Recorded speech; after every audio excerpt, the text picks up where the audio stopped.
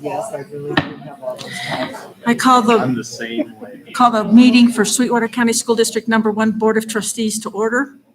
First of all, I'd like to welcome Ori Johnson from Farson Eden High School as our student liaison this month. So welcome, Ori. Please join us. Please join in the conversation as you wish. Okay, thank you. If everyone would please stand and join me in the Pledge of Allegiance. I pledge allegiance to the flag of the United States of America and to the republic for which it stands, one nation, under God, indivisible, with liberty and justice for all.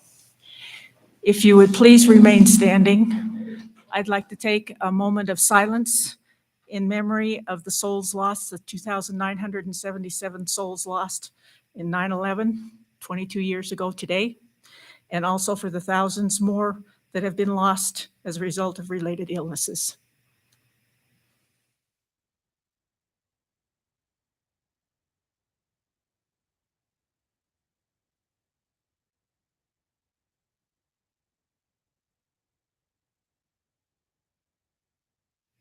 Thank you.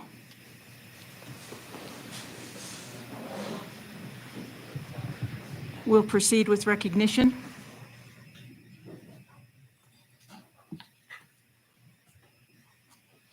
Good evening. The Board of Trustees, Superintendent Kelly McGovern, and Sweetwater County School District Number 1 would like to recognize the following employees, students, trustees, and community partners. Trustees and Superintendent, if you'll please join me down front.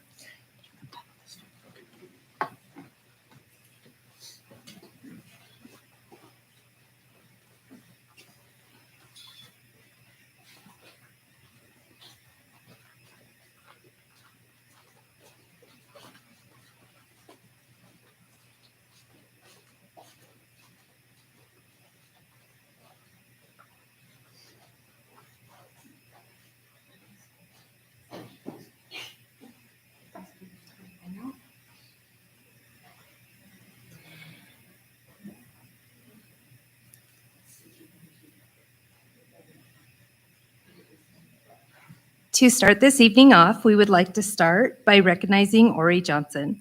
Ori Johnson is our student representative from Farson Eden School. We would like to thank Ori for joining the Board of Trustees this evening and sharing a fresh student perspective. Ori's attendance sends a positive message to all the student body to become involved in a respectful way. Our students are capable of great things. Civic engagement is one of those things, so we would like to thank you, Ori. Ms. Rosanico, if you would like to join us up front.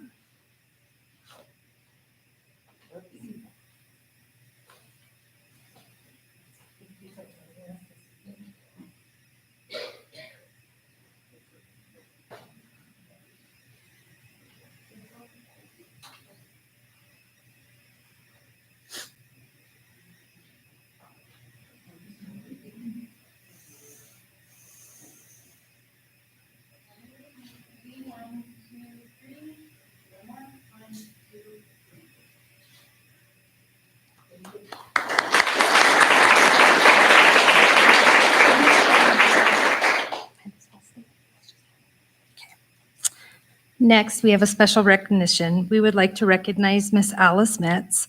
Miss Alice Metz started her career in Sweetwater 1 as a teacher's aide at Farson Eden School on February 5th, 1990. On her hire form, the principal at that time, Mr.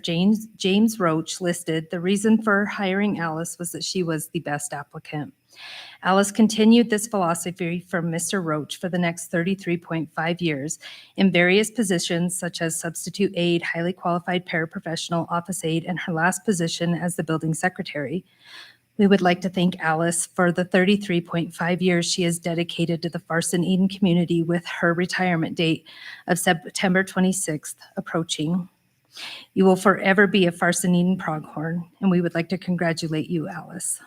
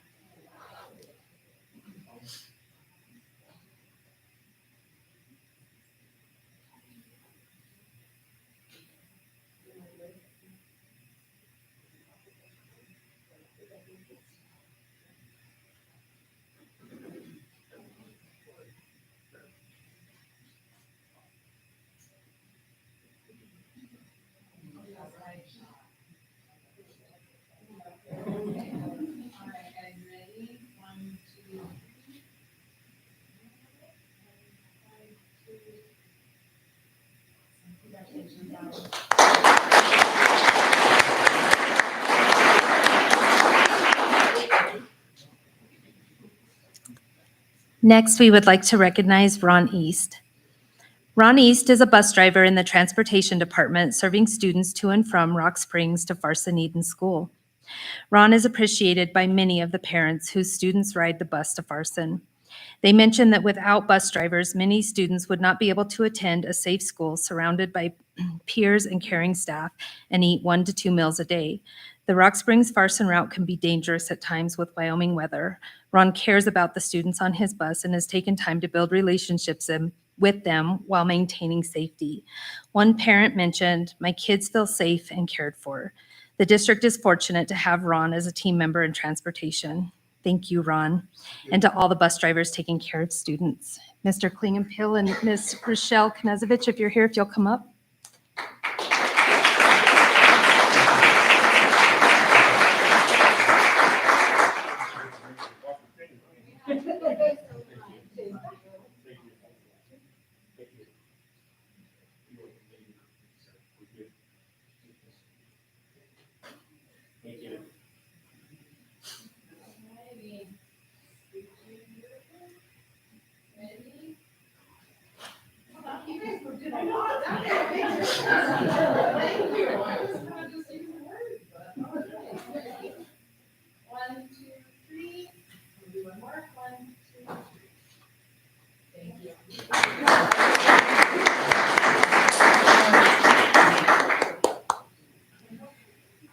And we have a very special announcement tonight and recognition. We would like to recognize Mr. Weston Lamb Constantino.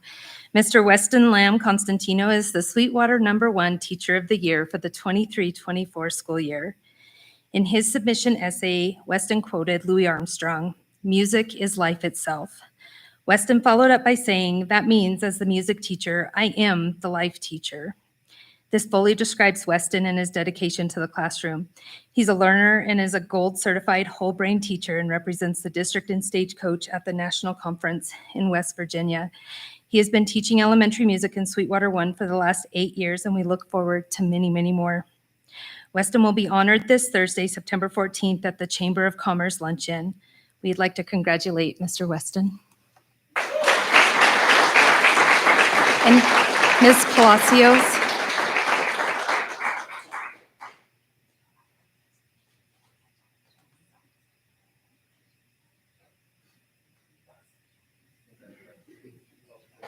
Is Mr. Schenkel here? If he is, we'd welcome him up as well.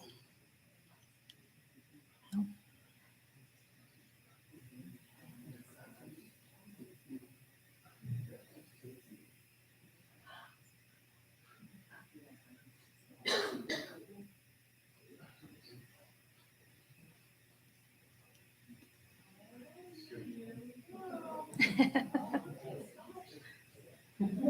All right, ready? 1, 2, 3. Maybe one more. 1, 2, 3.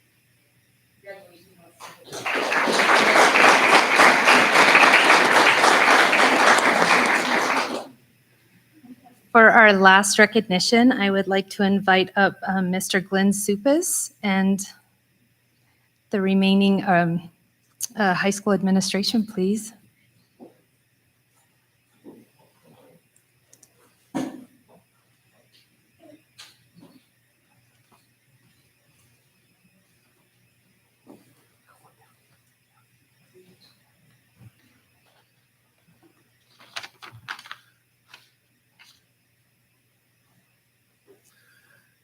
Good evening, Superintendent McGovern, Chair Jellicoe, members of the Sweetwater County Board of Trustees, and the community present for this evening. Merriam-Webster defines perseverance as persistence in doing something despite difficulty or delay in achieving success. Today, I would like the help of the board to recognize and present 2 fine examples of this definition. Both these students living proof that no matter what life may throw at us, we can achieve great things. It is my honor to present to the board tonight 2 students, Gabriel Hazelhurst and Kimberly Fleming, Both of these students have met the requirements for graduation as defined by Sweetwater County School District Number 1 graduation requirements. These students have persevered. They overcome odds, and they will make the world a better place for themselves and their families. So at this time, I have 2 diplomas to be presented by the Board of Trustees.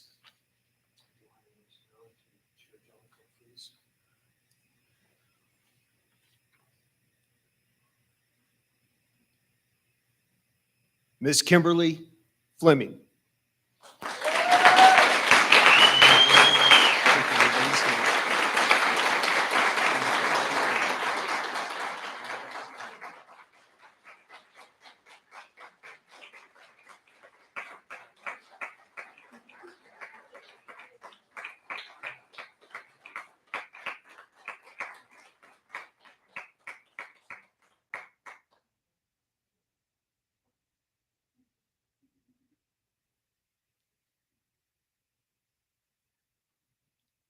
And Gabriel Hazelhurst.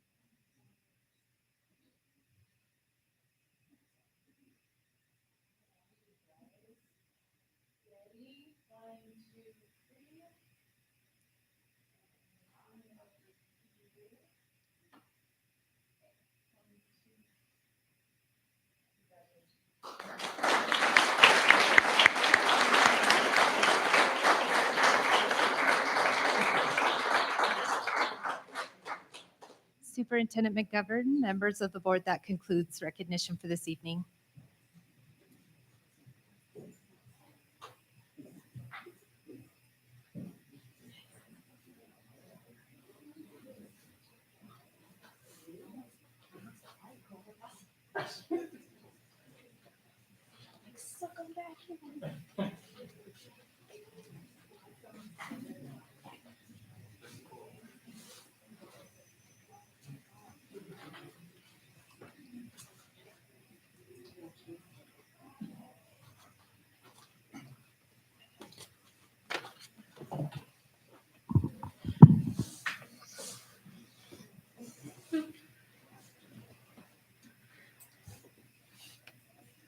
We'll now proceed with roll call. Mrs. Cochran, Here. Mrs. Schumacher. Here. Mrs. Summers, Here. Mrs. Thompson. Here. Mrs. Wood, Here. Mr. Wright. Chair Jellicoe. Here. We do have a quorum. I'd entertain a motion to approve the agenda with the addendum items. So moved. It's been moved by Mrs. Wood. Is there a second? Second. Second by Mrs. Summers. All in favor, please say aye. Aye. Aye. Aye. Opposed by the same sign. Motion passes. Now entertain a motion to suspend the board meeting and open the public hearing. Is there a motion? So moved. It's been moved by Mrs. Thompson. Second? Second by Mr. Wright. All in favor, please say aye. Aye. Aye. Opposed by the same sign? Motion passes. We are now in the public hearing. Good evening, Chair Jellicoe, Board of Trustees, and Superintendent McGovern. The purpose of the public hearing tonight is to review the budget amendment before the board. The budget resolution encompasses the following grants. One is the YBuilt grant, which is the Wyoming Believing in Literacy Together. We did receive this as a 3-year grant, and it was awarded in April of 2022. We could begin spending these funds in August of 2023. Although the district has received the funds for 3 years, access to the funds are only given a year at a time. Therefore, the budget resolution includes both a year 1 and year 2. For the Wyoming Literacy Grant, and you'll see this noted in the budget resolution as 22A. This is our first year grant, and this is to reclassify funds to increase instructional supplies such as student reading books, EL materials, and realign salaries for staff that support the YBuilt grant. For year 2, which is 22B, we are just receiving these funds as of August, and it is to reclassify the funds to adjust the budget for the second year, to adjust funds for staffing, for reading support and instructional material. Also realigning the percentage of funds for birth to 5 years to meet that 15% that we need to be spending, K through 5, 40%, and our 6 through 12, 40%. And this is pending WDE approval. The third budget resolution is for our ARP ESSER 3 grant, and this is to reclassify funds to adjust preschool daycare, counselors, interventionists, EL teachers to actual staffing numbers, and increase workforce stabilization funds. Also included in this adjustment is a daycare revenue for FY24. And this is also pending WDE approval. Are there any questions? Are there any questions? Okay, thank you. Thank you. Okay, we have received no written public comments. Is there any in-person public comments on the public hearing, on the budget resolutions? Any in-person public comment? Any in-person public comment? Seeing none, I would entertain a motion to close the public hearing and reconvene the regular board meeting. Is there a motion? It's been moved by Mrs. Wood. Is there a second? Second.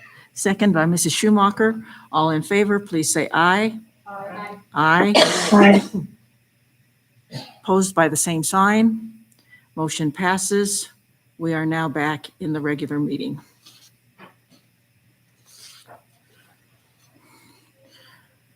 Okay, Superintendent reports, student performance 2022-2023. Good evening, Chair Jellicoe and trustees. This evening, we would like to share information on the recently released Wyoming Test of Proficiency and Progress, the YTOP, data from the spring of 2023. Zach, could you pull up our PowerPoint, please? I've invited a team to present with me this evening, myself, my curriculum and assessment specialist, Debbie Veras, as well as Principal Barbara Zonico, Principal Bryant Blake, and Principal Ron Urban. So we have quite a bit to share with you this evening. So with many of you being new board members, we would like to share some of the basics on how the YTOP performance scores are calculated, information on the accountability system, share results, and highlight some achievements in the district, as well as plans that we have in place to continue to move the district in the right direction. Thank you, Zach. Who are we? Sweetwater number one. We're the fourth largest district in the state with 5,051 students as of last year. We have a free and reduced lunch percentage of 37% last year. We have 348 English language learners as of last year.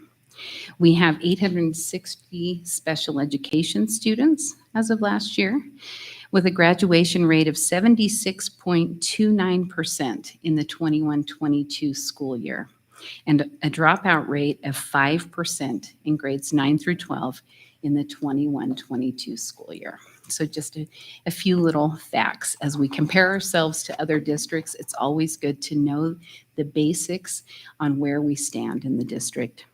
The Wyoming Accountability and Education System is actually defined in the Wyoming Accountability and Education Act of 2013.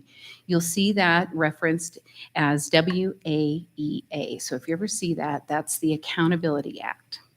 In this plan, that's where they created the system of school performance reports called SPRs.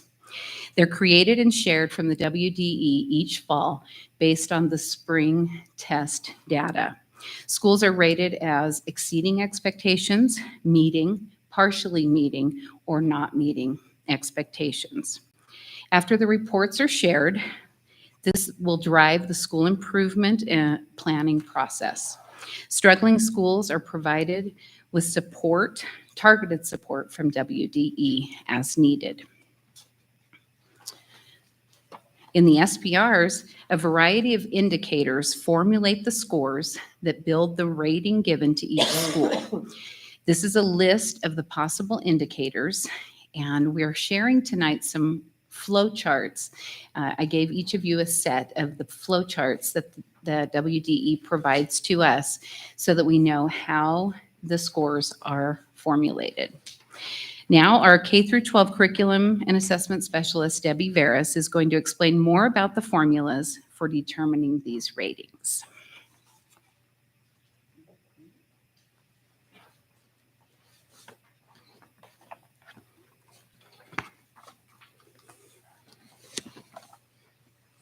Thank you, Jody. Chair Jellicoe, Board of Trustees, Superintendent McGovern, colleagues, and friends. Thank you for this opportunity to share this information with you tonight. The purpose and the reason that I'm here today is because I'm going to be sharing this school, accountability model with you. I'm going to be looking at school pairings. That seems to be of interest. And another thing I'm going to share with you is the YTOP district level data and our school performance ratings. The information from this PowerPoint was taken from the Wyoming Department of Education website, and it's under the accountability tab. So if you guys are interested in additional information, they have lots and lots of links. They have the handbook there. They have these flow charts. We'll be talking a lot about the flow charts that look like this, and just lots of really interesting information if you guys are interested. If you take a look at the first flow chart, thank you, Zach. This is accountability that we have in traditional schools, okay? We're gonna be looking at 3 different flow charts tonight. If you guys want a hard copy, we made a few extra if you guys are interested. The Board of Trustees all have one that they're gonna be looking at. So let's go ahead and start with the traditional one. If you guys take a look at this model, basically we have a slide that has, what it consists of, what the flow chart looks like, and then it's got the cut scores. So you guys are welcome to take a look at these. So let's just start up here on the left-hand side, this academic indicator. If you take a look there, it includes both academic achievement and academic growth. Remember that academic achievement is the percent of students that are proficient and advanced on the ELA, or the English language arts, the science, and the math tests, okay? And one thing that a lot of times we forget to consider is that the only students that are counted are full academic year students. So these are students that are enrolled in Sweetwater 1 starting the first weekday in October through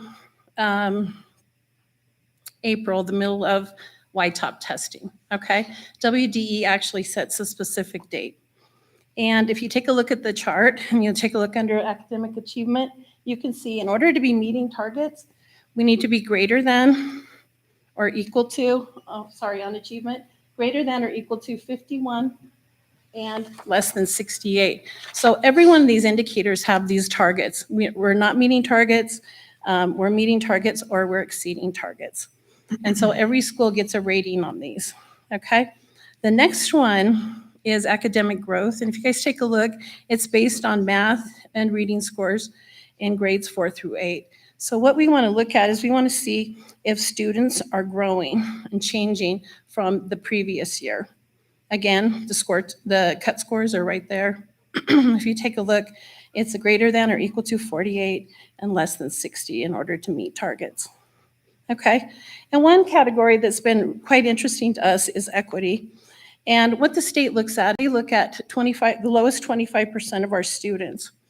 And it's really interesting. We send spreadsheets out to all the principals with every single student, and it has all this information on what they're good at, what they need to work on, and which of our students didn't grow as much as others.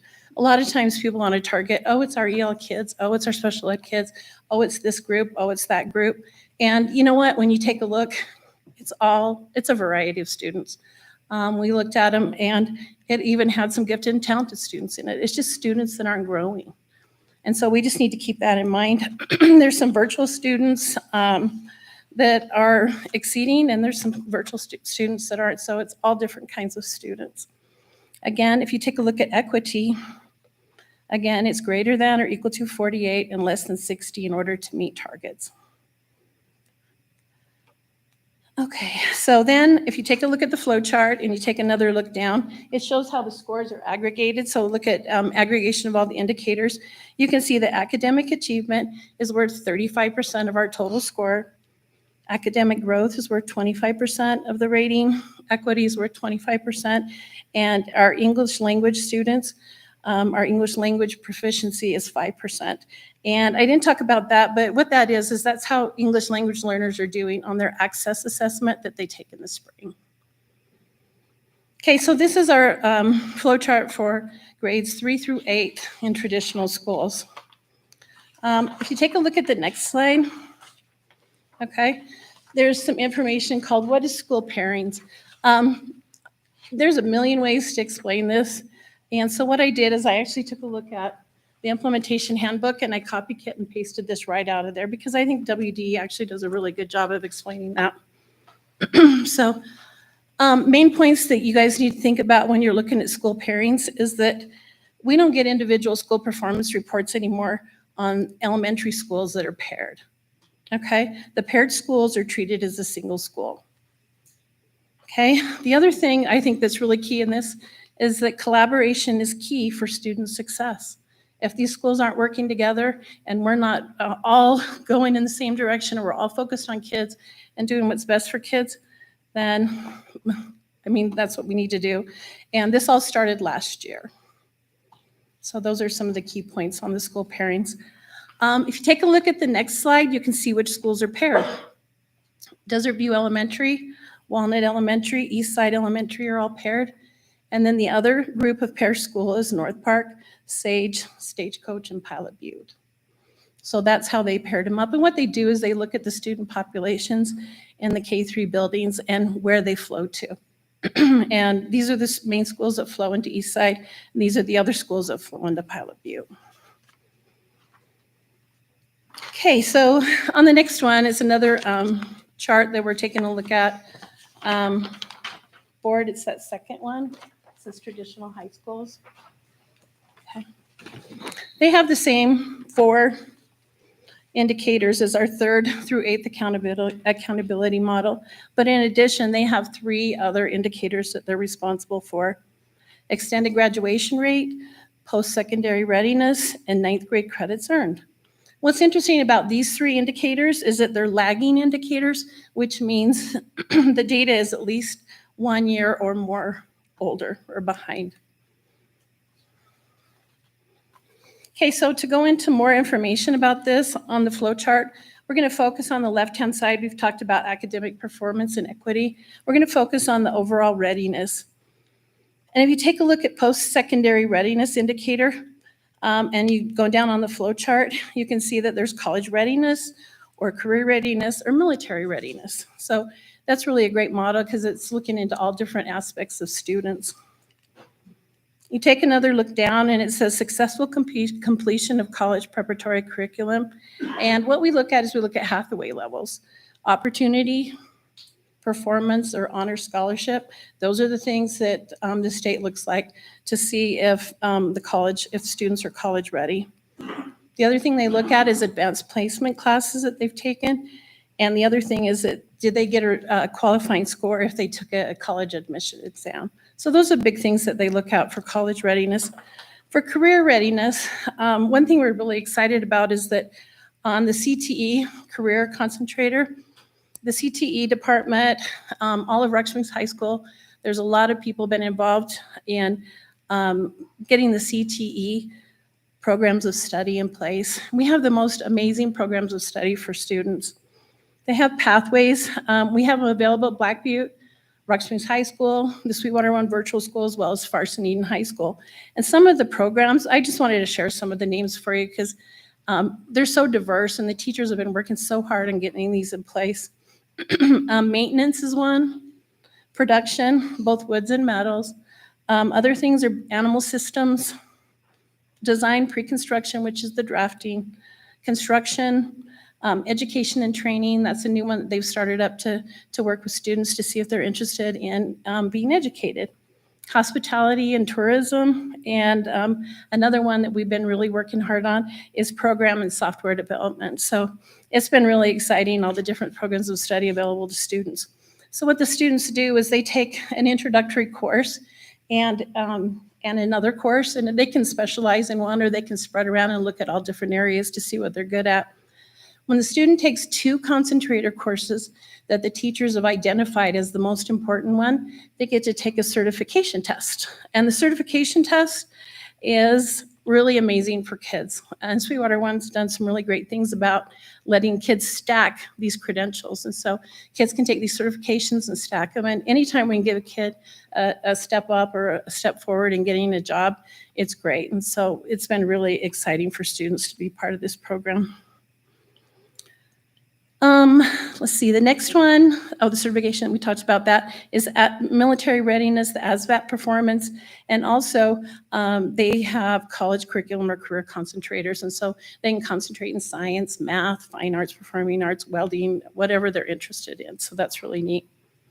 If you take a step back up, another thing that they look at is they look if students have earned 1/4 of their credits.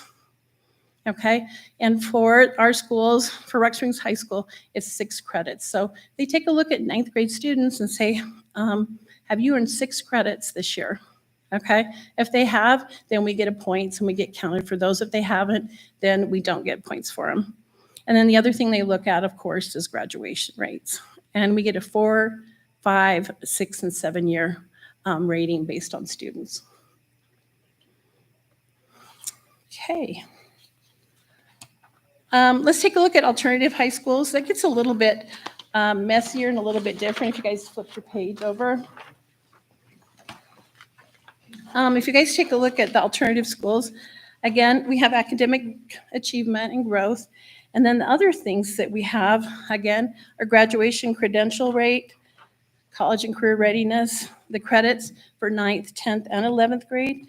And then the other thing is they look at climate and engagement of students at the alternative school. So this would be at Black Butte High School. Again, here's an idea of what the scores are, the cut scores that we get from WDE.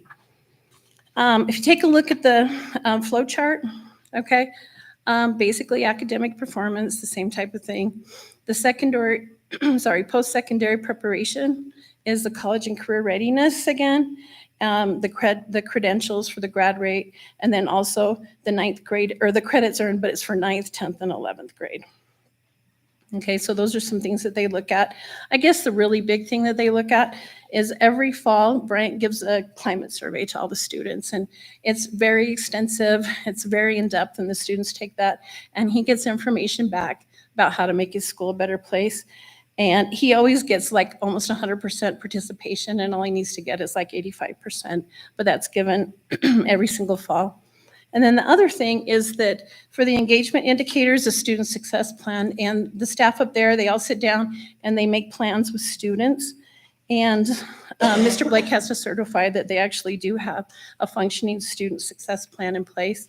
And one thing they focus on are students' interests and needs. And are they connected with the school? Do they feel like they're part of the school? And they set up goals and career goals, and then they monitor them very frequently. So those are some really neat things that they're doing up at the alternative high school. Okay, next slide. This is just an overview of how the district did on YTOP this spring. You can see the blue line is for the 2021 school year. The red line is for the 21-22 school year, and then the gold line is for the 22-23 school year. And this is all at a district level. You can see we've had some increases. We have some schools that are doing quite well, some grade levels that are doing quite well. But there's a lot of places we need a lot of work on. This is for ELA. This is percent of students advanced and, percent of students proficient and advanced. Next page is for math. The same information on there for all the 3 years, trend type data, and the grades, and how we're doing. And then the last graph, thank you, Zach, is for science. Okay.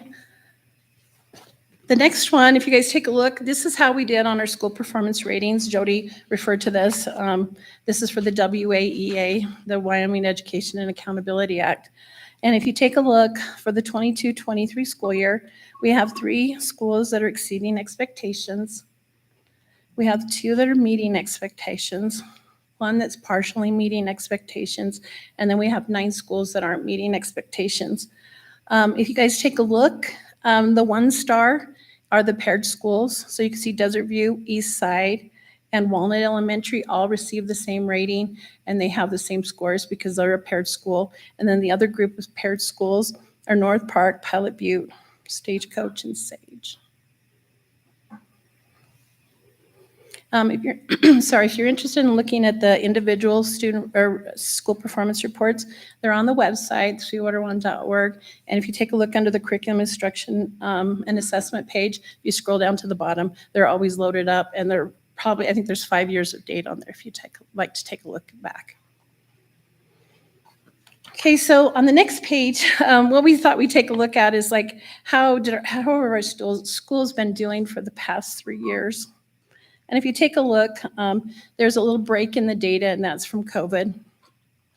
And so it goes from 18-19 to 21-22 rating, and then 22-23 rating. So you can kind of get an idea about the trend data. Okay, so our next presenter is going to be Principal Barbara Zonico, and she's at Farson Eden School.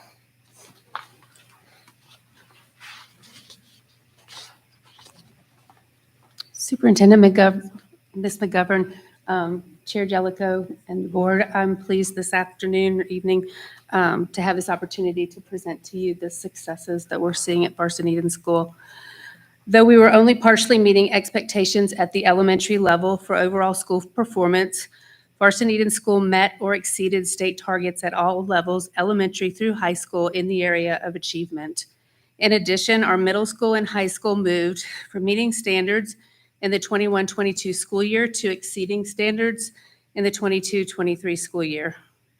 This doesn't just happen. It's the culmination of hardworking staff and students, from our bus drivers, office staff, and cafeteria workers who come in early and are the first to meet and greet our students, to the paraprofessionals, interventionists, speech, OT, PT, nurses, librarians, and the school psych. It's our teachers who analyze data, attend professional development, and participate in effective PLCs and love every student. It's our subs who continue the learning when our teachers are out. It's our parents who send their children to school ready to learn, who pay attention to their students' grades and attendance, and support our educational system. It's our students who set goals, come to school prepared with charged laptops and positive attitudes, ready to learn, who pay attention in class and who do not disrupt the learning of others. It's our coaches who hold their athletes to high standards of conduct and achievement, our custodians who keep our facilities clean and sanitized, and it's the central office staff, technology, print shop, maintenance department, and the board who provide us with the materials and support that we need to be great. It takes all of us, and when we work together for a common goal, we find success. Thank you to everyone.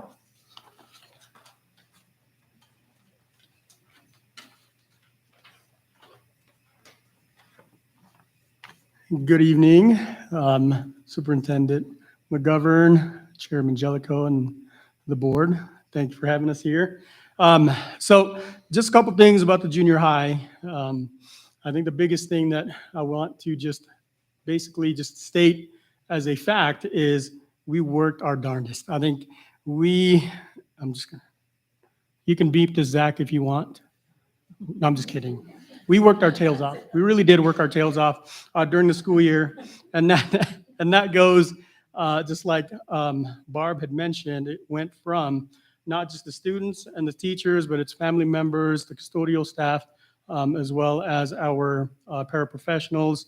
And so it was definitely a community effort, team effort in this. But as far as just highlighting a few things, I want to just mention just the successes that brought us this rating. And so with the PLC process, I think we have a lot of just proficient departments to where their PLC is ran very smoothly. They look at data, they look at how the kids are doing, not just how well they're doing, but where they're still struggling. They also look at how the teachers are doing in their own classrooms to where they're a support to one another.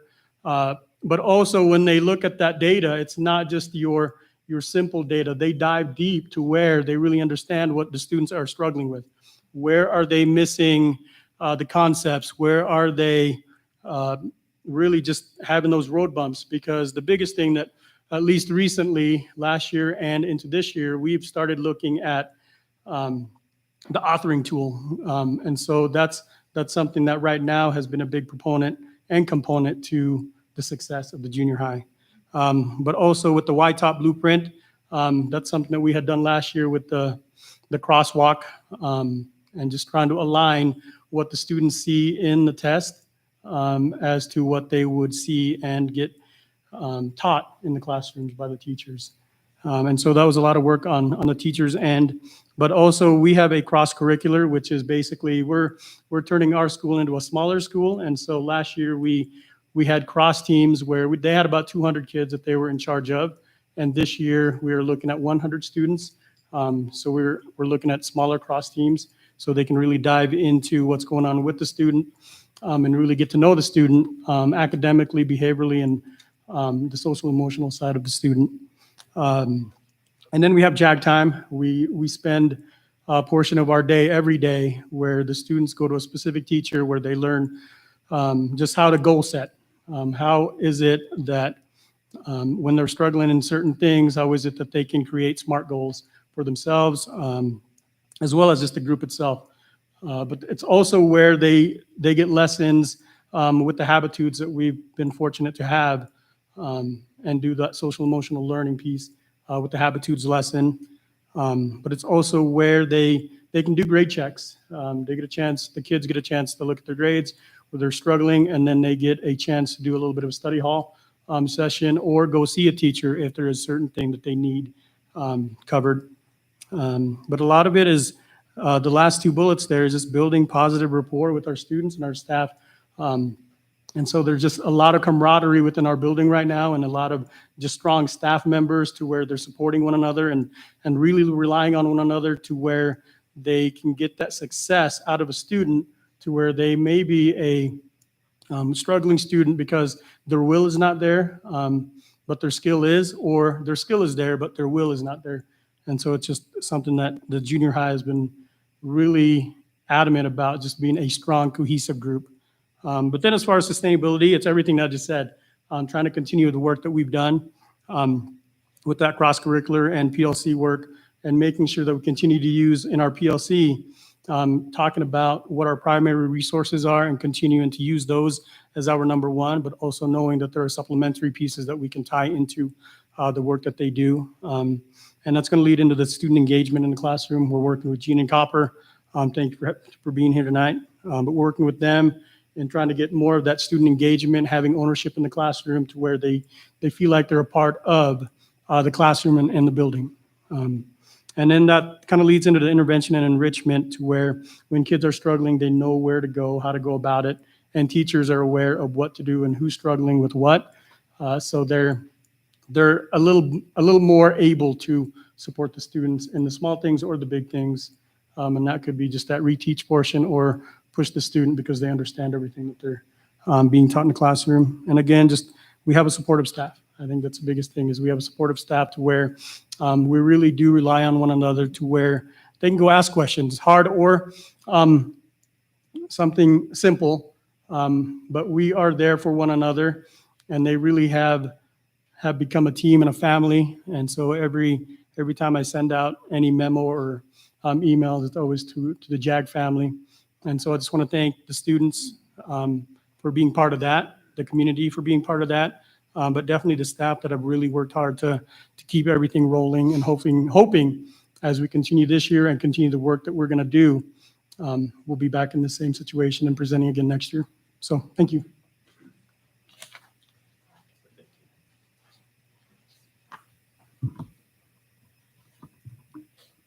Superintendent McGovern, Chairwoman Jellicoe, and the board. My name is Brian Blake. I'm the school principal at Black Butte High School. So I'm going to kind of talk a little bit about some of the successes we're having at Black Butte High School. So the first thing is kind of talk about what is my staff's mindset right now? What are we focusing on? So the biggest thing about Black Butte High School is we've got a lot of teamwork. We work as a team. We're helping each other in and out of the classroom. Doesn't matter if you're the English teacher, the PE teacher, the graduation coach. We come at everything with a team approach. The other one is we're really focusing this year on voice and choice for our students. It was amazing walking in the first couple weeks of school, and you see kids, teachers working with creating their own codes of collaboration, creating their standard operating procedures within their classroom. And the kids are eating it up. It's amazing to see the rules that the kids come up with the classrooms when you actually give them that voice. And we're also providing more students more choice with how they demonstrate their knowledge. A lot of my teachers, they're coming up with different alternatives. Okay, instead of just writing me a paper or taking a test, maybe you can show me your knowledge using a project, or maybe you're going to create some kind of thing. So that's another piece we're focusing on. The other thing we're really pushing for is more hands-on experience, more authentic learning. Lot less of, here, we're going to give you a big long test, hope you do it, but more kind of assessing where they're at through projects. And we're starting to have some tie-ins with other curriculars, like my science teacher and my math teacher are working together on specific things. My English teacher and my social studies teacher are kind of combining some things to kind of get that cross-curricular piece. So that's kind of our mindset at Black Butte High School for just what we're focusing on. The next area I'd like to kind of talk about is our interventions and enrichments. This is crucial for helping identify those kids who are needing some more support, or those who just need some extra enrichment. So at Black Butte, we've had, this is I think our third year now, we have what's called DEN time, which stands for Deliberate Engagement Now. Mondays, one of the things we do at Black Butte is Mondays, we don't do intervening, we don't do enrichment. That's the time we do things together as a school. Like, for example, we had our second annual staff versus student softball game. I would like to let you guys know the staff did win, just in case you're worried about that, but the staff did win that game. But our Mondays are really focusing on team building, getting to know your kids, letting the kids get to know each other, put the phones down. That's really what our focus is on Monday, and we have all kids participate on that. And then Tuesday and through Thursday is more of our intervention and enrichment piece. And we're constantly moving kids around. So if a kid is struggling in science, Well, the English teacher is not going to do much help for you there. So we'll actually send that student to go see the science teacher at that time. We also have through our PE teacher and our art teacher, we're running different enrichments that kids, if they have their work done, they can go do something with Mrs. Coomer in the art room, or they can go do something with Mr. Anderson in the gym. So we have these enrichment pieces that are moving on. I think Miss Coomer's working on like a puppet show or something like that. That's the thing she's working on now. So that's kind of what we do to focus on interventions and enrichments throughout the school day. What are some systems we have in success? Sorry, the next slide, Zach. Some of the systems we have set up is we do have a guided study program. And like the key term in there is guided, where we have a teacher in there it's not just here, come here, get your work done, and we're going to leave you alone. It's really the kids are reflecting what assignments do we have, and that guided piece is really crucial in there. Like I already mentioned, den time.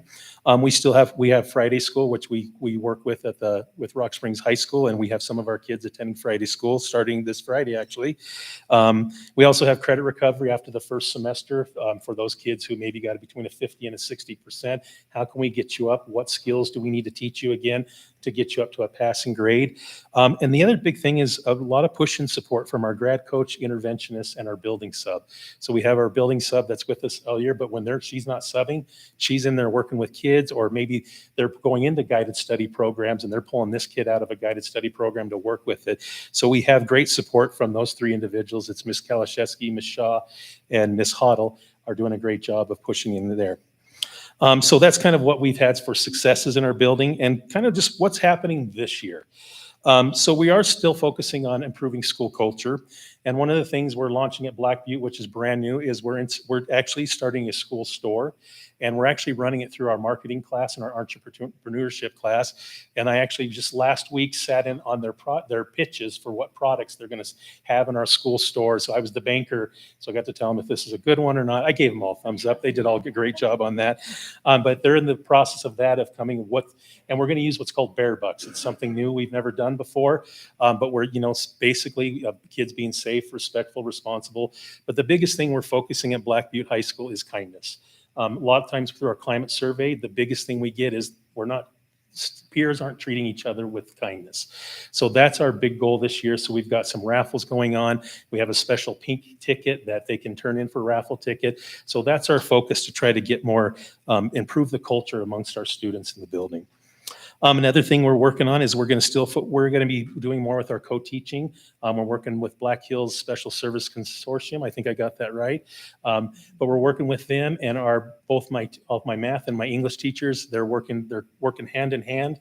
I was actually blown away last night at my math teacher and my resource math teacher, and they had this phenomenal plan of who's teaching what. I'm teaching this mini lesson, and it's just great things. Then the other thing we're still doing this year is we're going to continue our work with Don't Ever Stop with Gene and Copper. So we don't want to just stop what we did last year. We want to keep, like their name says, don't ever stop. We want to keep moving. We don't want to stop. We want to keep pushing that. So those are the great things at Black Butte High School. But the biggest thing I want to say is none of this would have been possible without my staff and students. They really put forth the effort to really be there for those kids. And it's just a great vibe. So any questions? Any questions? Actually, any questions for any of the presenters? Thank you. Oh, one more slide, sorry. One more slide on there, Zach. Okay. Thank you. Oh. Zach will turn me up. Okay, good. Okay, thank you. So as you heard from Barb and Ron and Bryant, it takes a village. It takes a village. It takes all of us. It takes parents, teachers, students. We all have to come together to turn this ship around. And we feel like we are heading in the right direction. Many of our scores, as you saw, are on the increase. Those that aren't, we are targeted and ready for this year. On my last slide on that PowerPoint, Zach, I have a list of just the future actions that we have planned for this year. We are going to do some grade level team data digs. We're going to dive into our data, see what we did well, what didn't go well, and make a plan for moving forward, provide professional development if we need to. We're going to have subject area team data digs as well. We're going to continue to align and refine our standards, our curriculum maps based on the priority standards identified by the blueprints. We're going to have strategic planning meetings along with you. We want to hear ideas and what we think that we need to do to keep moving forward. We have early support for early literacy readiness. Having our preschool and our daycare, we are going to be able to target early literacy skills that are going to impact our primary grades as our students move into the building ready to learn how to read. We are continuing to work with great consultants as well as Black Hills State. And we are providing multiple learning tools to close our learning gaps. We are joining with the state, and the state is focusing on student-centered learning, which is what Don't Ever Stop has brought in here. We are ahead of that whole game. We're taking a team to the Governor's Ride Conference on Monday to hear about the state plan for student-centered classrooms and student-centered learning. And we just are looking forward to a great year and focus on continuous improvement. So thank you. Any questions or comments? I do have a question. Mrs. Schumacher.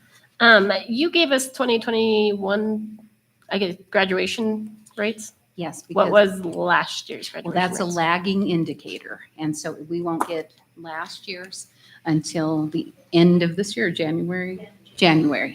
Yeah, that's considered a lagging indicator, so that information is always a year behind. Is that So- the same for dropout? Yes, right? Am I right, Debbie? Yes. Yes. Thank you. Uh-huh. Other questions or comments? Yes, Superintendent McGovern. Just a quick note, Jody, to go off of that, you were talking about the lagging indicator.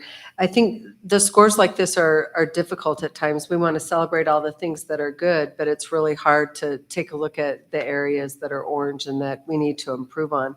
But I do think it's important to say the work of Rock Springs High School, when we look at their YTOP scores, in their ELA and their math, they have had success in the work that they have been doing over the last couple of years. And I also take a look, I know I've talked with Mr. Supas about the graduation rate from last year. Now, this is an estimate and it's rough, but he's up around 80%.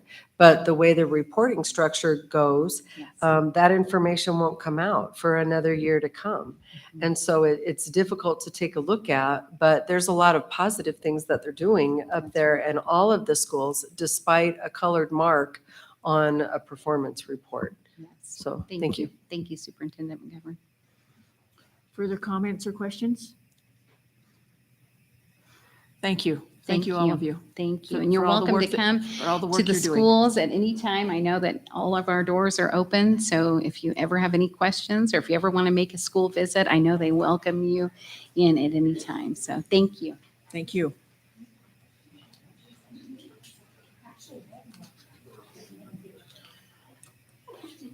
The next item on our agenda is communications and correspondence. If a member of the public initiates specific complaints or charges against an employee, in order to protect the employee's rights to privacy and due process, the board will only hear those complaints or charges in closed session. The board encourages concerned individuals to file complaints using the appropriate district complaint procedure and appropriate forms, which can be obtained from the district's website. As per policies B, DDH, and KD, please limit your comments to the board to one time. If your comments have been previously submitted in writing, please refrain from addressing the board a second time. Written comments will be posted to the agenda in the written public comment section below. Written public comments must be received by 1:00 p.m. on the day of the board meeting and will be available for the public and trustees to view, but will not be read aloud at the board meeting. Policies B, DDH, and KD continues to state questions asked by the public shall, when possible, be answered immediately by the chairman or referred to staff members present for reply. Questions requiring investigation shall be referred to the board or administrative staff for consideration and later response. We have received no written public comments. That being said, is there any in-person public comment? And we do have the 3 minutes up on the board. Good evening, Chair Jellicoe, Superintendent McGovern, members of the board, here is the list of important dates, all the things that are going on at Rock Springs High School. I will hand those off to Murr. Thank you. Thank you. Further public comment?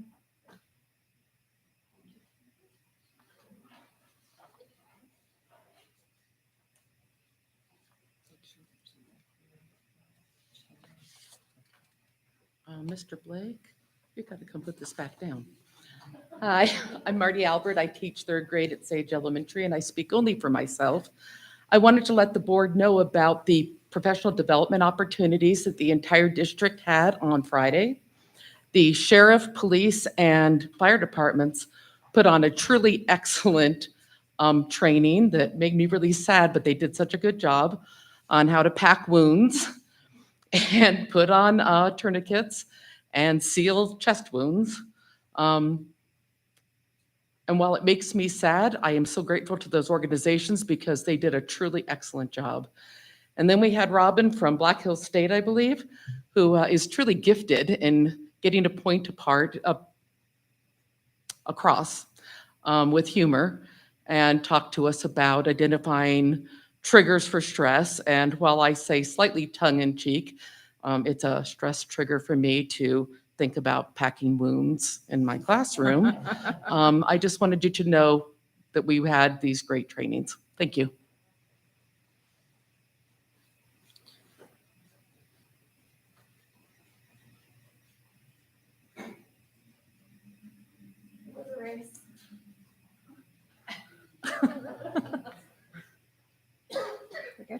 Okay, can you hear me? Good evening. As co-chairs, we are reporting on behalf of the Rock Springs High School Parent Involvement Team. You can now expect to see representation from this team at each board meeting. I'm Casey DeMori, a Rock Springs native with one student in the district attending Rock Springs High School. Professionally, I have a background in instructional design and higher education administration, and I'm very passionate about student outcomes and student success. I'm Natalie Powell. I've lived all over the U.S. I've called Rock Springs home for 15 years. I've got 4 kids in the district, 2 at the high school, 1 at the junior high, 1 at Pilot Butte. Professionally, I've been a Capitol Hill staffer and a secondary teacher. I have a vested interest in helping the district be successful for students, teachers, and all staff. At the beginning of the 22-23 academic year, participation was solicited for a new parent involvement team. During the first meeting, we met with Jean and Copper to discuss the implementation of standards-based grading, the district's quality report, graduation rates, and ultimately the need for more parent involvement in the high school and the district. Once standards-based grading was tabled for the time being, the committee and the district did some forming, storming, and norming to ultimately decide what the role and purpose of the committee would be.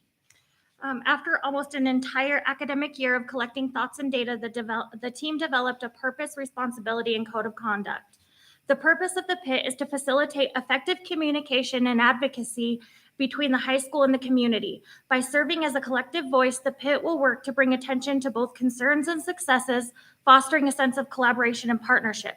Ultimately, the goal of the PIT is to strengthen relationships between parents, community members, and the school, supporting educational success of all students. We are committing to hosting monthly scheduled meetings, providing an avenue for to collect feedback, and facilitating conversations with the high school leadership. We'll attend board meetings and provide a PIT report and seek ways to engage parents in the high school. While we will not read the 5 components of the code of conduct, please know that students are first. Over the past year, we've been discussing the following topics: parent involvement. There is a need for parent volunteers and open communication. Vape detectors in our bathrooms so that the bathrooms can remain open to students. The extremely poor condition of Rock Springs High School's main campus, including the current building indoor average temperature being 81.6 degrees. The students, teachers, and staff are being negatively impacted by the extreme heat in the building, and we are asking for this to be addressed. Standards-based grading, the structure and purpose of Power Hour, high school graduation rates, and most recently, the high school football program. We feel we're putting in some great mechanisms to collaborate with the district, and we look forward to helping drive positive change. We look forward to sharing new updates next month. Thank you. Thank you. Further public comment?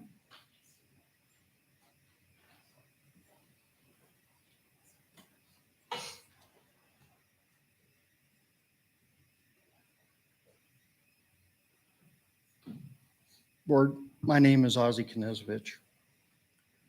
I've been away from the area for a little while, but I've come back. And one of the things I found is that it seems like our academic levels in this area has gone down. I graduated from this high school. I remember my teachers, Ferris, Manitas, Chapman, and a litany of others, Gamble. When you can remember those type of people, you know they had an impact on you. Depending on the source you want to look at, you're ranked 66 out of 80 by one source, 252 out of 311 by another source, overall district 31 out of 40. And your ELA for this year for grades 3 to 10 proficiency level is at 45%. I will tell you, looking through the data, hats off to the junior high, because you seem to have it going on, because your data comes up in the junior high level and drops immediately back down to 9th and 10th. You're ranked dead last in many categories of your large districts. In a prior life, I had a radio show and a podcast. I'm bringing that podcast back to the area here locally. It's called The Hard Truth. I'm inviting any one of you that want to come on. I'll give you the mic so we can figure out how to fix this problem. 10 years ago, there was a discussion about a national security issue because our kids can't pass the PT test for the military. That is now a concern at the academic level.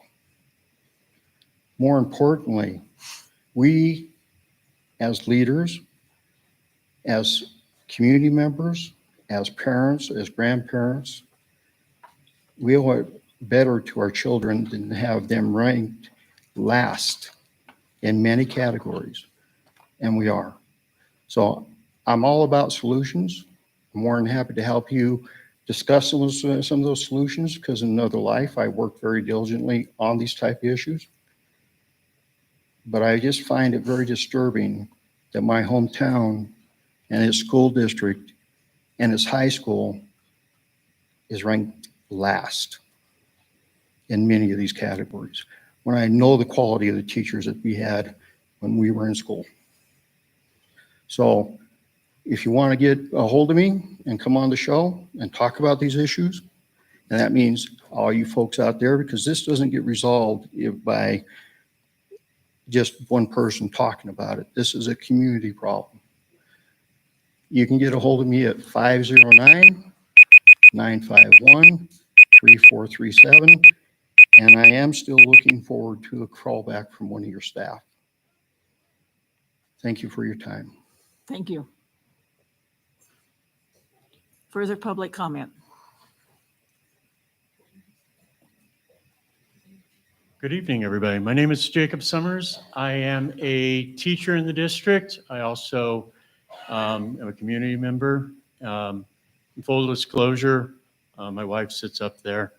And most importantly, and the reason I'm here tonight is because I'm a parent. And I want to talk a little bit about parent rights and an experience I had this past week involving my 5th grade son. My son attends school at Parson. Parson's a great school because we have K through 12 in one building. So that means when my son, who's a prodigious reader, wants a book, he goes to the library, and he has access to books designed for kindergartners all the way through high school. He also has access to the community, the county library, which has an outlet there in Parson. And he likes to read books that are perhaps not necessarily designed for 10-year-old boys. The other day, I was contacted by our librarian, and because I'm not calling her out in a bad way, Jill Blazevich contacted me and said, your son Leif is wanting to check out this book, and it's designed for high school students. It's got a blue label on it. The librarians seem to have gone through and identified certain books that are a little bit more mature in content and not necessarily designed for fifth graders. And she said, your son wanted to check out this book, and I told him he had to wait until I got your permission for him to check it out. She then offered me the chance to preview the book, look at it, read through it a little bit. I scanned it. I saw the material that was perhaps not appropriate for a fifth grader. But being that it is my child and my right as to what my child reads, I said, yeah, you can read it. And then when I picked him up that day after school, we discussed the book because as a good parent, at least I think I'm a good parent, we discussed the books that he's reading and the material that's in it. And I am truly appreciative that this district has librarians in the schools who are able to monitor what the kids are reading, contact parents when they see something out of the ordinary, even though I haven't even signed up for an opportunity to say no. But anybody that doesn't want their kid reading a book, they just talk to the librarian and it's taken care of. And I just wanted to say, I appreciate the opportunity to exercise my parental rights and decide what my son reads. Thank you. Thank you. Further public comment? Further public comment? Further public comment? Seeing none, we'll move on to the treasurer's report. Mrs. Summers. Thank you, Madam Chair.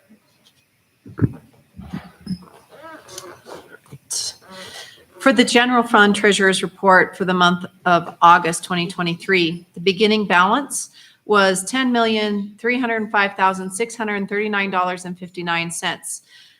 Revenues received during the month were $3,307,999.60.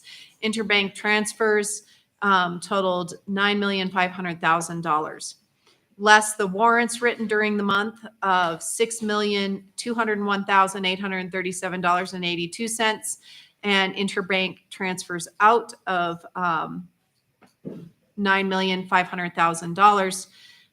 Voided checks totaled $9,824.10, and that leaves us with an ending cash balance of $8,111,287.36. The treasurer's report for the school lunch program for August of 2023. The beginning balance was $664,247.74. Interest for the month was $925.45. Revenue for the month was $51,278.37. The federal reimbursement was $7,727.95. The FFVP grant reimbursement was $0 during the month of August. Reimbursements to the general fund were $0. Bank transfers for the FFVP grant were $0. And the ending balance was $714,192.51.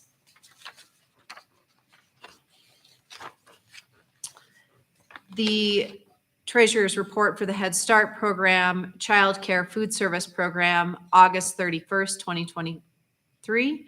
Beginning balance was $101,203.31. Deposits were made totaling $5,980.79. Warrants cleared were $3,687.60. And the ending balance was $103,496.50. I'd entertain a motion to approve the treasurer's reports for the general fund, school lunch, and Head Start. Is there a motion? It's been moved by Mr. Wright. Is there a second? Second. Second by Mrs. Thompson. All in favor, please say aye. Aye. Aye. Opposed by the same sign. Motion passes. For the district warrants, are we ready?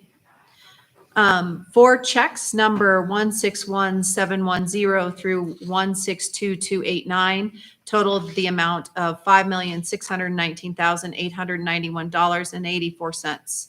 Net payroll 129386 in the amount of $1,123.84. Numbers 787103 to 788011 in the amount of $2,150,785.21. Numbers 83460 to 83464 in the amount of $1,028.77. There were voids were 787,197 and 787,835 in the amount of $5,074.27. Check number 3771501, transfer to the general fund. Total amount was $2 million. Check number 3780883 was a transfer to the general fund totaling the amount of $2 million. Check number 3783834, transfer to the general fund totaling amount of $700,000. Check number 3785647, transfer to the general fund total amount of $2 million.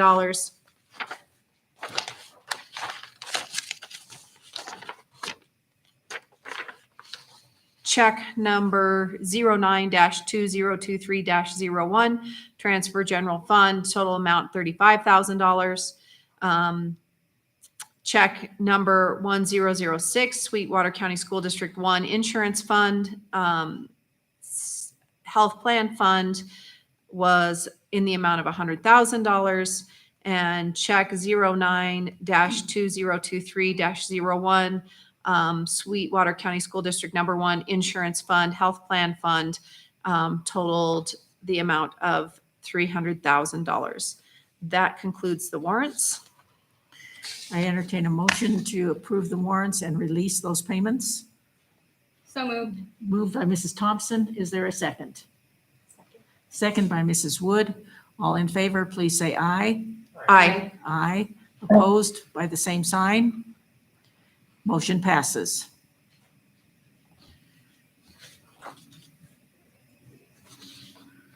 Consent agenda.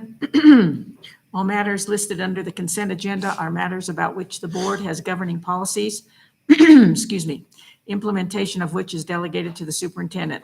They will be enacted in one motion in the order listed below.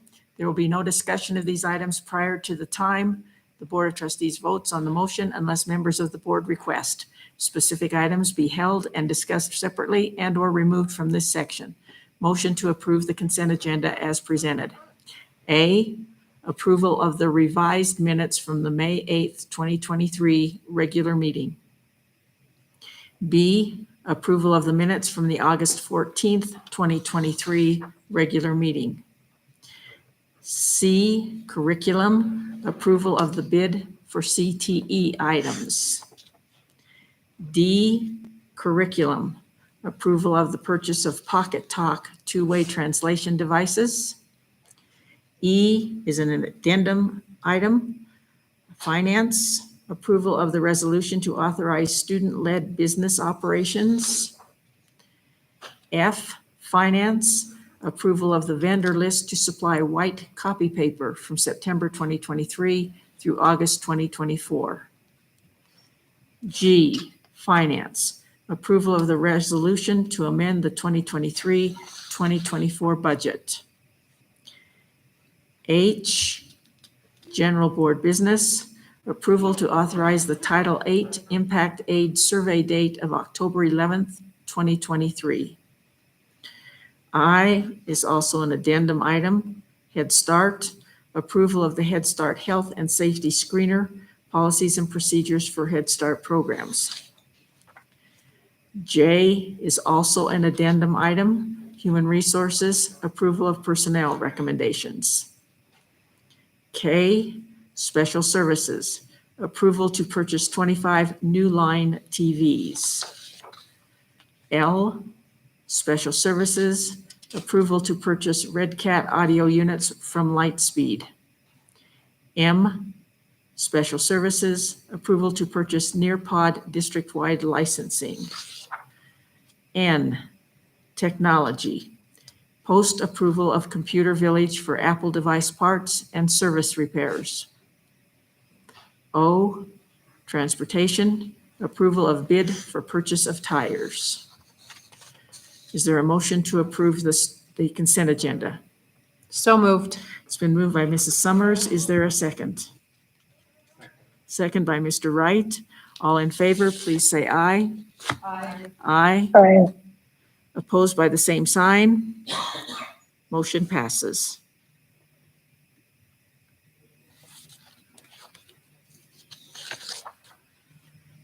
Item number 12, board information, strategic planning process. You'll see the dates there, one coming up in September. I would like, we sent out a request for 2 trustees to sit on this committee, on the strategic planning committee. Are there any volunteers for those 2 positions? Madam Chair, Mrs. Thompson? if no one else wants to, I can sit on that. Okay, Committee. Mrs. Thompson, is there another? Madam Chair, Mrs. Cochran? I could sit on that if I needed to. Okay, thank you. Okay, I think we have our 2 board members that will sit on this committee. So those dates are there. There are 3 dates, September 20th, October 18th, and November 8th. The November 29th date is only if necessary. We also have the dates and times for each session for where the Board of Trustees will be attending with our staff. Tomorrow, September 12th, we have a transportation meeting at 9:30 a.m. and Rock Springs Junior High at 4:15. Next Tuesday will be Pilot Butte Elementary at 3:30. September 26th will be Desert View at 3:30. October 3rd will be Wamsutter at 4:15. And October 10th will be Farson Eden at 4:15. So the rest of them are there. I'll go over those next month. But please mark those on your calendar and attend wherever you are able.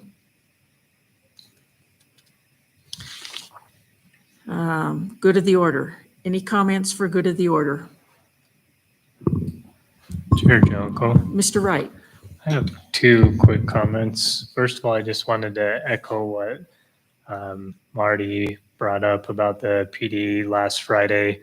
I got a lot of positive feedback on the Stop the Bleed presentation, and I thought it was timely with our remembrance of 9/11 to just thank first responders. It sounds like the training was amazing. They had a really big impact on a lot of the staff that went there. And I also think that what they learned was invaluable, not only in our schools and that, but for their personal lives as well. And just a little bit to pass on, those are not unique to school districts or what have you. Those Stop the Bleed kits are available to anybody and everybody. And the training that our staff received, I think they're very happy to share with others. So I know that there's a lot of value in it. I wanted to thank our first responders and also just suggest that people look into those because they very well could save somebody's life someday. And then the second thing, I'm a little late here, but Jody, if I can put you on the spot, just back to the YTOP discussion, obviously some of the results are concerning, but there was a part of this process that I didn't understand that if you could elaborate, I think it would help the public, and that's the authoring tool for YTOP. If you just talk about the authoring tool, it's not very descriptive of what that tool is, but just one thing if I can interject, similar to any test that any of us have taken before, there's strategies to taking that specific test. It doesn't necessarily come down to how proficient you are in one subject or another. You have to know how to take the test. And so I think if you could explain that authoring tool, it might help as well. Yes, and I'm inviting Debbie up too, because the two of us, last year, the WDE created the authoring tool. And thank you, Cole, for bringing that up, because I was going to mention it on that last slide. The authoring tool is a tool that they created, that the state created for free for districts to use. And the questions are very similar to the actual YTOP questions. New tests are not like tests that we took when we were all in school. Now you have to drag items to the box, or fill in the blank, or there's a whole list and you click as many as there could be. There's not just one right answer. You can't sit down and say A. It's not like that anymore. So WDE came up with the authoring tool last year. It was brand new. And so we have had some teachers in our district who have really taken it by storm. And that's where I invited Debbie up, because we have a couple of our teachers who have taught trainings for our district employees and continue to do so.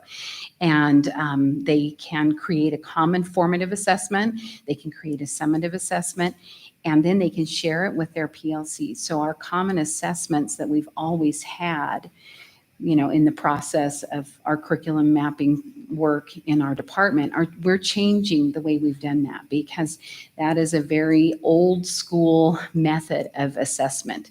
And so instead, we are going to start we've worked with the state. Debbie has had to contact them several times, because a team will create a test and then they want to share it with other people in their building or at the other PLC at the other school. And we weren't able to share across sites, and we have figured out how to do that. How many tests have we done this year so far? Yeah, Go ahead. last year we had 6,700 tests given. So the teachers saw this and saw the value, and they just started giving them like crazy and using the data to place students and to, monitor their progress toward proficiency. So we were really excited about that. And I just looked today to see how many have started using them this year. And we're over, I think it was 580 tests have been given. So teachers have really embraced this. We've offered lots of trainings, so teachers have been able to come and do it. And once they've seen that training, they get all excited, and away we go. It's been a game changer for our virtual school as well, because those kids never got a chance to look at those kinds of questions because they had to be on site to do the interims and the summatives. And so it's been a big game changer for our virtual students, because the teachers are using them and the kids can actually get the same kind of practice that you were talking about at home. Yeah, thank you guys for explaining that. I think that's helpful. And I know from, very close experiences in our household that students can understand content and even know the answers to some of the questions, but if they don't proceed through the test appropriately or do exactly what they need to, they can miss the question and show that they're not proficient. So I think it's very helpful to understand how the test works and exactly what they need to do.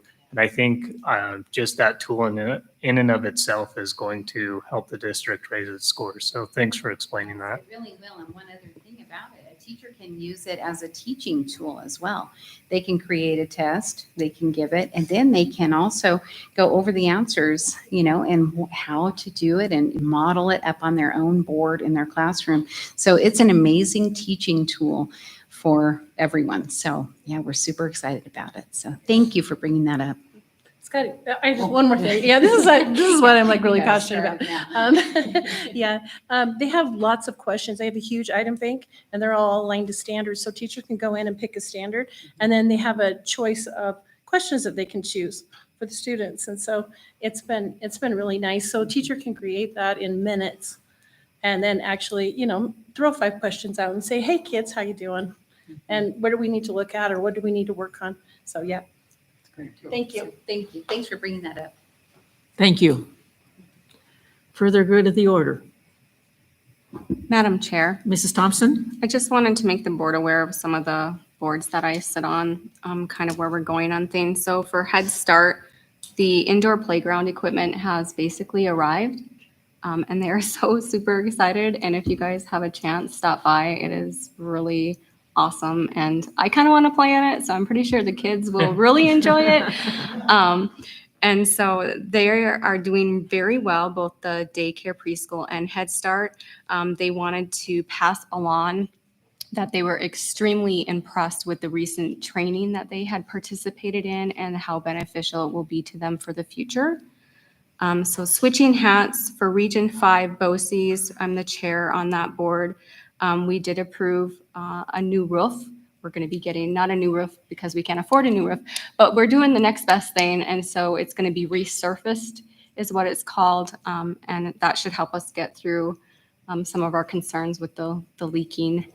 And then also BOCES 5 will also be having a 2-day in-person leadership governance and goal setting workshop towards the end of October.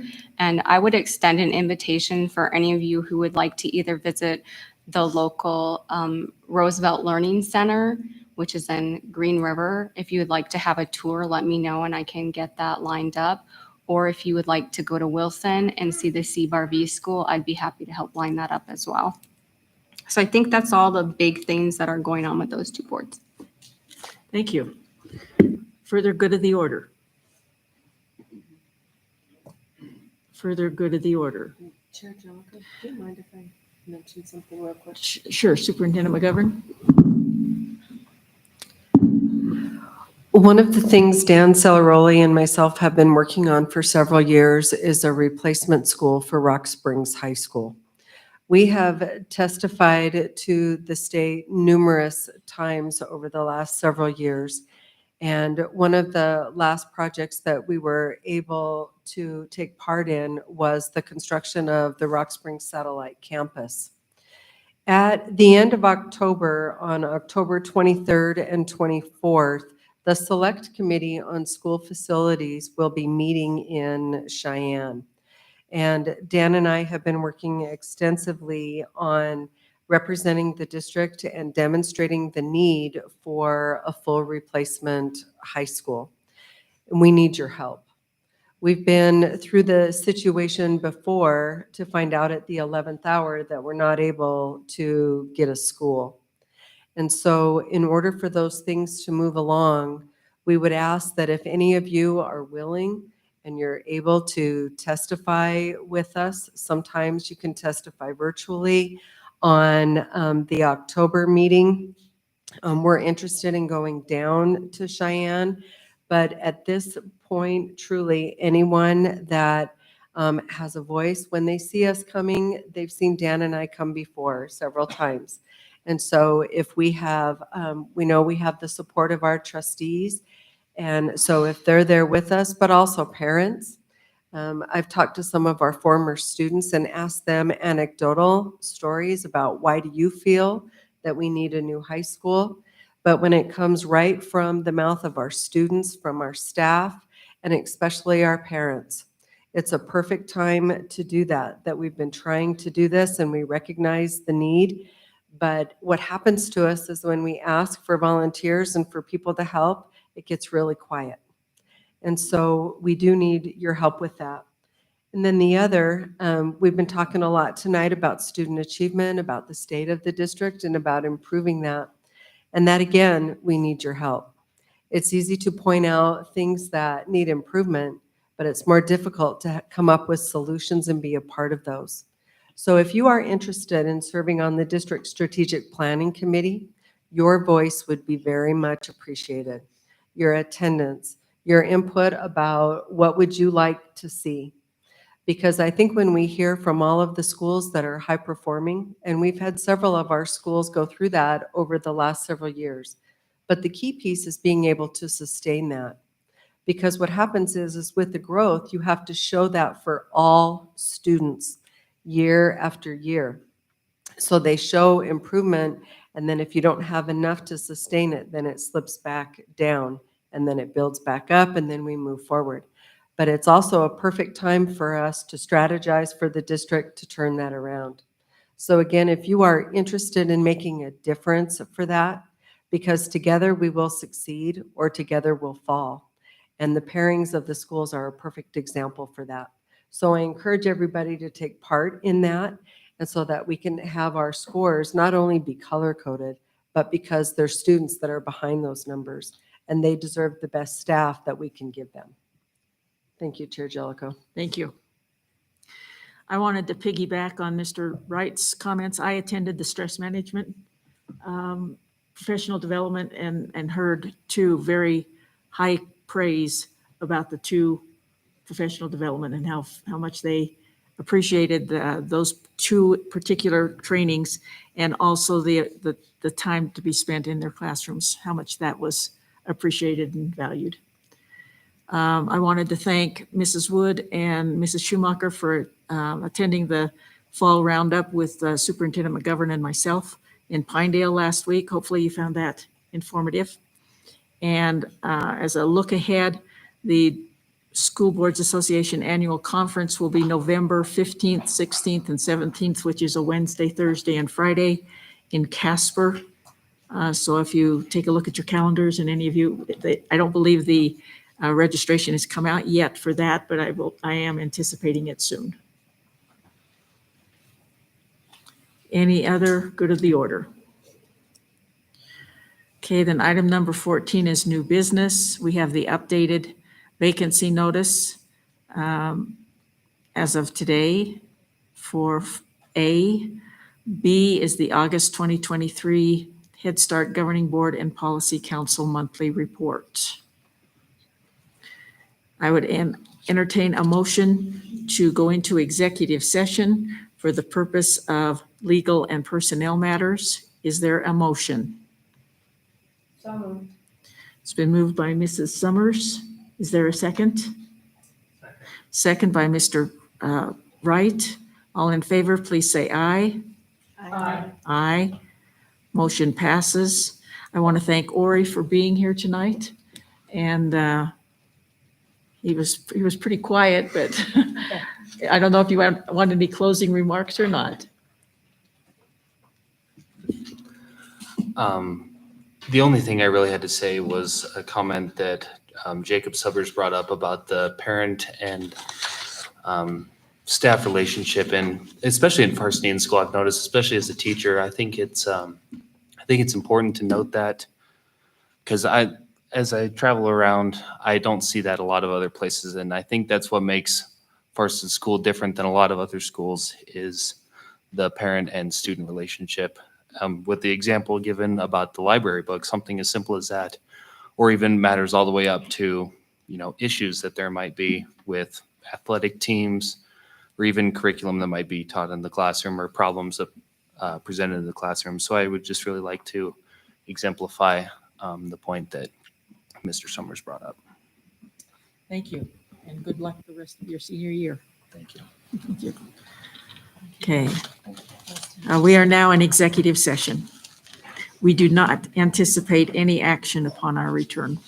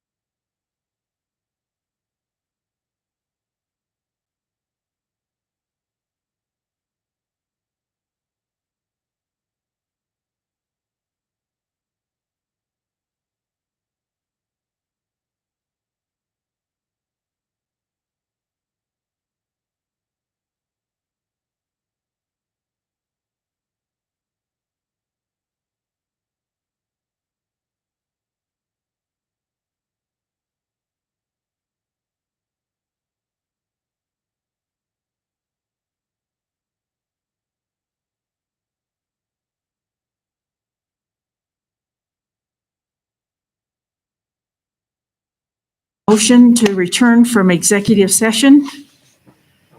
It's moved by Mr. Wright. Is there a second? Second. Second by Mrs. Wood. All in favor, please say aye. Aye. Aye. Opposed by the same sign. Motion passes. We are now back in regular session. I'd entertain a motion to adjourn. It's been moved by Mrs. Schumacher. Oh, Mrs. Summers, okay. And second? Mrs. Schumacher is the second. All in favor, please say aye. Aye. Aye. Opposed by the same sign. Motion passes. We are adjourned.